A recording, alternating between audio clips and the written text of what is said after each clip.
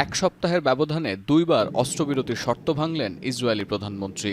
Benjamin নেতানিয়াহুর নির্দেশে ফিলিস্তিনের গাজার পর এবার লেবাননেও হামলা চালাল ইসরায়েল। এর আগে লেবানন থেকে ছোড়া ৩টি রকেট প্রতিহত করে ইসরায়েলের আকাশ প্রতিরক্ষা ব্যবস্থা। লেবাননের সশস্ত্র সংগঠন এর দায় স্বীকার না করলেও তেল আবিবের দাবি, ওই হামলার জবাব দিতেই শনিবার হিজবুল্লাহর কমান্ড সেন্টার, অস্ত্রভান্ডার, সামরিক স্থাপনা ও রকেট লঞ্চার লক্ষ্য করে কয়েক দফায় সফল বিমান হামলা চালিয়েছে নেতানিয়াহু বাহিনী। গেল নভেম্বর মাসে অস্ত্রবিরতির চুক্তিতে সম্মত হয় ইসরায়েল ও লেবাননের সশস্ত্র সংগঠন হিজবুল্লাহ। একে অপরের বিরুদ্ধে বারবার শর্তভঙ্গের অভিযোগ আনলেও আল জাজিরার তথ্য বলছে, অস্ত্রবিরতি কার্যকরের পর লেবাননের মাটিতে এটাই ইসরায়েলের প্রথম বিমান হামলা। এই হামলার প্রতিক্রিয়ায় লেবানিজ প্রধানমন্ত্রী বলছেন, মধ্যপ্রাচ্যে নতুন যুদ্ধ শুরুর খেলায় মেতেছে ইসরায়েল। এদিকে শনিবার রাতে দক্ষিণ গাজার খান ইউনিসে বিমান হামলায় হামাসের রাজনৈতিক শাখার গুরুত্বপূর্ণ নেতা সালাহ আল বারদাউইল নিহত হয়েছে বলে দাবি করছে ইসরায়েলি প্রতিরক্ষা বিভাগ। এছাড়া গেল ২ দিনে গাজায় ইসরায়েলি বর্বরতায় ৫ শিশুসহ প্রাণ গেছে অন্তত ১৩০ ফিলিস্তিনির।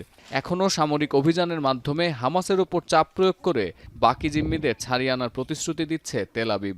We'll do whatever it takes to get our civilians back home, to get back all the hostages home safely and securely. We'll do whatever it takes to achieve all our war objectives. And we actually embraced Mr. Witkoff's proposal. We accepted Mr. Witkoff's proposal, and the Hamas refused. কিন্তু Netanyahu প্রশাসনের ওপর কোনোভাবেই আস্থা রাখতে পারছে না ইসরায়েলের সাধারণ জনগণ। গোয়েন্দা সংস্থা শিন বেতের প্রধানকে অপসারণ ও জিম্মিদের ফিরিয়ে আনতে ব্যর্থতার পরিচয় দেয় শনিবার রাতেও বিক্ষোভ অনুষ্ঠিত হয়েছে তেল আবিবে।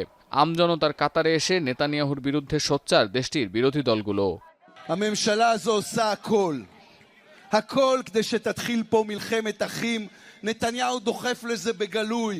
The most dangerous enemy of Israel, it's not the Hamas, because we have very strong army where we can win the Hamas. The most dangerous enemy of Israel is Benjamin Netanyahu. নিজ দেশে দুর্নীতির অভিযোগের পাশাপাশি জনগণের আস্থা হারাচ্ছেন Netanyahu. বিশ্লেষকরা বলছেন, ক্ষমতায় টিকে থাকতে যুদ্ধ চালিয়ে যাওয়ার বিকল্প নেই ইসরায়েলি প্রধানমন্ত্রীর। কিন্তু হামাস, হিজবুল্লাহ ও ইয়েমেনের হুথি, ইরানের এই ৩ অক্ষশক্তির সাথে একযোগে লড়াই চালিয়ে গেলে নেতানিয়াহু আদৌ শেষ রক্ষা করতে পারবেন কিনা সে প্রশ্ন থেকেই যাচ্ছে। সতীর্থ কর্মকার, এখন বিশ্ব।